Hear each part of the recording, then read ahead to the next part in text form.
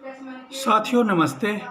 एक ऐसा पेपर जिसमें 250 अंक मिलते हैं और अधिकांश अभ्यर्थी उसे गंभीरता से नहीं लेते, यही उनकी सबसे बड़ी भूल है। आज हम बात करने वाले हैं यूपीएससी के निबंध पेपर की। आज के वीडियो में आपको बताऊंगा पहली बात कि निबंध पेपर की संरचना क्या है, दूसरी बात सफल अभ्यर्थी कैसे सोचते हैं, तीसरी बात 2021 के एक वास्तविक विषय का चरण दर चरण विश्लेषण करेंगे, चौथी बात वे गलतियां जो बिल्कुल नहीं करनी चाहिए और पांचवी बात 30 दिन की अभ्यास योजना। अंत तक देखते रहिए क्योंकि अंत में एक ऐसी विधि बताऊंगा जो आपके निबंध को साधारण से असाधारण में परिवर्तित कर देगी। निबंध पेपर की संरचना, पहले यह समझते हैं कि निबंध पेपर होता क्या है, इस सब्जेक्ट में लोग समझते क्या है, किस रूप में इसको देखते हैं। यह यूपीएससी मुख्य परीक्षा का एक अलग पेपर होता है। समय मिलता है 3 घंटे, कुल अंक होते हैं 250। पेपर में 2 खंड होते हैं, खंड अ और खंड ब। दोनों खंडों में 4-4 विषय होते हैं। आपको दोनों में से एक विषय चुनना होता है और प्रत्येक निबंध लगभग 1000 से 1200 शब्दों में लिखना होता है। अब एक महत्वपूर्ण बात सुनिए, यूपीएससी निबंध केवल जानकारी का ढेर नहीं है, यह एक सुव्यवस्थित, विश्लेषणात्मक और संतुलित रचना है। परीक्षक 3 चीज़ें देखता है। पहली, विचार की गहराई, यानी क्या आपने विषय को सही से समझा है, वास्तविक रूप में परखा है। दूसरी, संरचना और प्रवाह, यानी क्या निबंध एक तर्कसंगत यात्रा है। तीसरी, भाषा और अभिव्यक्ति, यानी क्या आप स्पष्ट रूप से अपनी बात रख पा रहे हैं। इन बातों पर परीक्षक ज़्यादा गौर करता है। अब देखते हैं निबंध की एक आदर्श संरचना कैसी होनी चाहिए। हर अच्छे यूपीएससी निबंध की एक सिद्ध संरचना होती है। मैं इसे हीरे की संरचना कहता हूँ। सबसे ऊपर होता है प्रस्तावना। शुरुआत ही होती है प्रस्तावना से, जिसमें एक आकर्षक शुरुआत करना होता है और मुख्य विचार को रखना होता है। उसके बाद आता है ऐतिहासिक और दार्शनिक दृष्टिकोण, फिर सामाजिक और समसामयिक दृष्टिकोण, फिर आर्थिक और राजनीतिक दृष्टिकोण, फिर आलोचनात्मक विश्लेषण जिसमें सीमाएं और विपरीत तर्क आते हैं, और सबसे अंत में उपसंहार जिसमें आपकी दृष्टि और आपका मत होता है।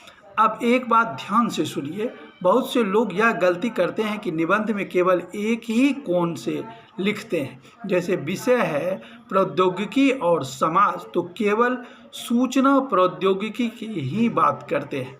लेकिन सफल अभ्यर्थी क्या करते हैं, वह प्रौद्योगिकी को इतिहास से, दर्शन से, अर्थशास्त्र से, समाज से, हर कोण से देखता है। इसी को कहते हैं बहुआयामी दृष्टिकोण, और यही यूपीएससी को चाहिए। वास्तविक विषय का सजीव विश्लेषण कैसे करेंगे, इस पर भी गौर कीजिए। सजीव अभ्यास, जैसे मान लीजिए विषय है अनुशासन, लक्ष्यों और उपलब्धि के बीच का सेतु है। यह विषय संयोग से मुख्य परीक्षा 2021 का वास्तविक विषय है। अब मैं आपको दिखाता हूँ कि एक सफल अभ्यर्थी इस विषय पर लिखने से पहले, यानी शुरुआत करने से पहले कैसे सोचता है। पहला चरण तो विषय को समझना पड़ता है। शुरुआत के 2-3 मिनट, 4 मिनट आप इस पे मंथन कीजिए। विषय को तोड़ कर देखिए, थोड़ा रफ करके उसमें अपना एक ढांचा, स्ट्रक्चर बना लीजिए।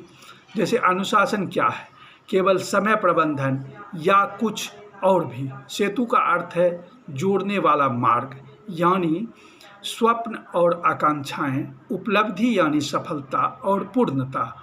जब अपने आप से अब आप पूछिए कि क्या केवल अनुशासन से काम बनता है, कहाँ अनुशासन विफल हो जाता है, इतिहास में कौन से उदाहरण हैं, क्या कोई इस बात से असहमत हो सकता है।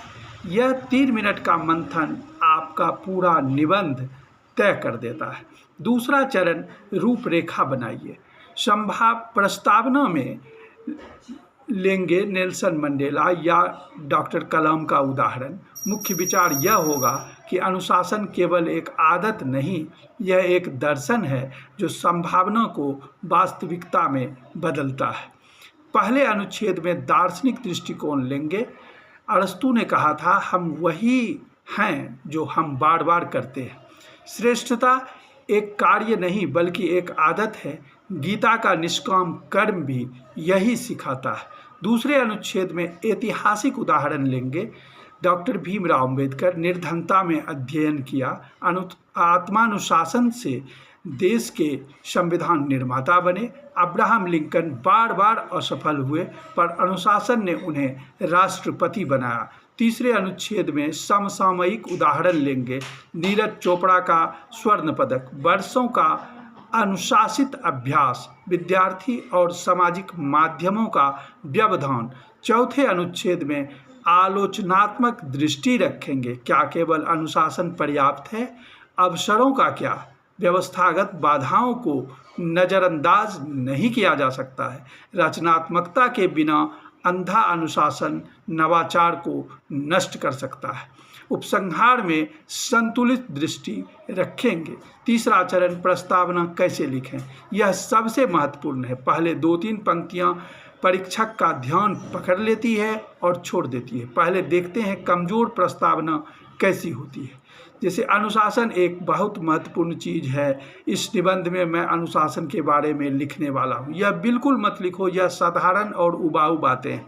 अब देखते हैं सशक्त प्रस्तावना कैसी होती है। नेल्सन मंडेला ने 27 वर्ष कारागार में बिताए और फिर भी जब वे बाहर आए तो उनके भीतर वही दृष्टि, वही धैर्य, वही अनुशासित संकल्प था जो उन्हें राष्ट्रपति के शासन तक ले गया। अनुशासन केवल घड़ी देखना नहीं है, यह वह आंतरिक शक्ति है जो मनुष्य को परिस्थिति से ऊपर उठाती है और सपनों को वास्तविकता में बदल देती है। इसमें आकर्षण है, उदाहरण है, मुख्य विचार स्पष्ट है।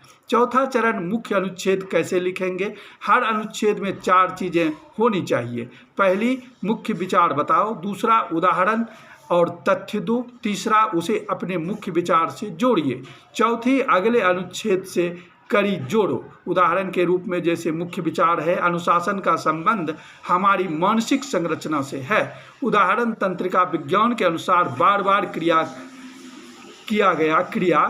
अनुशासित व्यवहार मस्तिष्क को सुदृढ़ करता है। जोड़ना, यही कारण है कि खिलाड़ी, संगीतकार, सफल अभ्यर्थियों में एक बात समान होती है, सचेत और अनुशासित अभ्यास।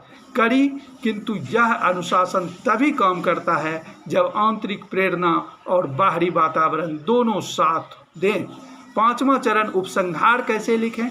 तो उपसंहार में 3 चीज़ें अवश्य होनी चाहिए। पहला, सभी तर्कों का समन्वय। दूसरी, भारत या विश्व के संदर्भ में व्यापक दृष्टि। तीसरी, आपकी अपनी आवाज़ जिससे परीक्षक को लगे कि एक वास्तविक विचारक ने लिखा है। और उदाहरण में उपसंहार कैसे देंगे, जैसे अनुशासन निश्चित रूप से वह सेतु है जो स्वप्नों को सिद्धि से जोड़ता है, किंतु यह सेतु तभी सुदृढ़ होता है जब वह दोनों किनारों पर खड़ा हो। व्यक्ति की आंतरिक दृढ़ता और समाज की न्यायपूर्ण व्यवस्था। भारत में जहां करोड़ों के स्वप्न हैं, हमें एक ऐसी संस्कृति बनानी होगी जहां अनुशासन केवल सफल अभ्यर्थियों का हथियार न हो बल्कि प्रत्येक नागरिक का अधिकार हो। अब इसमें सामान्य गलतियों पर भी चर्चा करते हैं। जैसे शब्द बढ़ाने के लिए पहली गलती लोग क्या करते हैं, एक ही बात बार बार लिखते हैं। परीक्षक विशेषज्ञ होता है, वह रिपीटेशन को तुरंत पकड़ लेता है। दूसरी गलती, केवल सकारात्मक प्रश्न लिखना, सकारात्मक पक्ष के बारे में लिखना।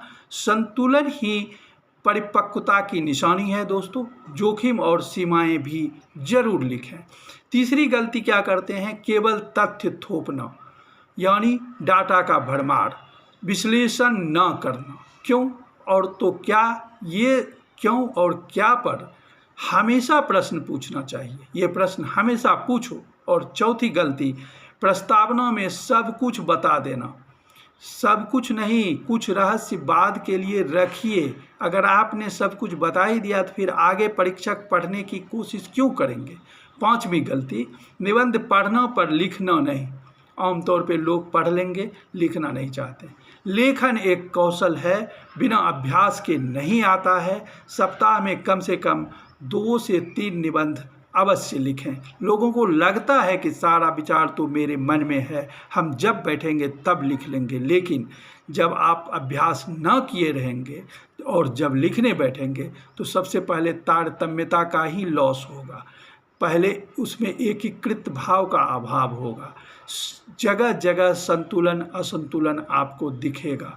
उचित जगह पर उचित संदर्भ उस समय आपको याद नहीं आएंगे। इसके वजह से आप उस जगह को भरने के लिए कुछ बातें बना कर लिखेंगे जो निबंध को, उसके शिल्प को, उसके भावना को कमज़ोर बनाएगा। तो ऐसे जगहों पर वही काम आता है अगर आपका अभ्यास का फ्लो बना हुआ है, बार बार अभ्यास किया है तो कलम वहाँ कभी रुकेगी नहीं। निबंध पढ़ना तो ज़रूरी है ही, उससे भी ज़्यादा ज़रूरी है उसे लिखना। 30 दिन की अभ्यास योजना भी इसमें है। पहले सप्ताह में जैसे करो समझने का काम, पिछले 10 वर्षों के विषय को इकट्ठा कर लो, उन्हें श्रेणियों में बांटो। दूसरे सप्ताह में क्या करो, संरचना देखो। प्रतिदिन एक विषय की केवल रूपरेखा बनाओ, 5 से 7 मिनट में उसके स्ट्रक्चर को तैयार करो। तीसरे वीक में लेखन का काम शुरू करो। 3 पूर्ण निबंध लिखो, 90 मिनट का समय निर्धारित करके लिखो। और चौथे वीक में समीक्षा करो, किसी से प्रतिक्रिया लो या सफल अभ्यर्थियों के निबंध से अपने लिखे गए निबंध की तुलना करो। सहायक सामग्री के लिए जैसे बहुत सारे सीनियर स्टूडेंट्स के नोट्स कहीं न कहीं उपलब्ध हो जाएंगे, सोशल मीडिया साइट्स पर भी मिल सकता है। उन वेबसाइट पर जाओ और उनका नोट्स इकट्ठा करो। पिछले प्रश्न पत्र यूपीएससी के आधिकारिक वेबसाइट पर निःशुल्क मिलता है, उसको ऊपर कीजिए। और अब वह विधि जो आपके निबंध को साधारण से असाधारण बना देगी, इसका नाम है तो क्या परीक्षण। जब भी आप कोई अनुच्छेद लिखें, खुद से पूछो तो क्या, इसका क्या अर्थ है, इससे क्या फ़र्क पड़ता है। जब तक आप इस प्रश्न का उत्तर नहीं दे सकते, अनुच्छेद पूरा नहीं हुआ है।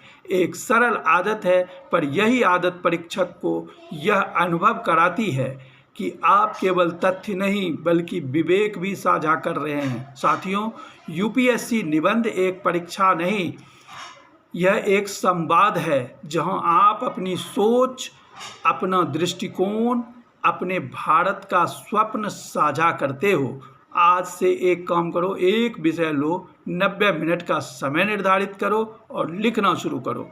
परिपूर्ण होने की नहीं, निरंतर रहने की ज़रूरत है। शुभकामनाओं के साथ, जय हिंद, जय भारत, धन्यवाद।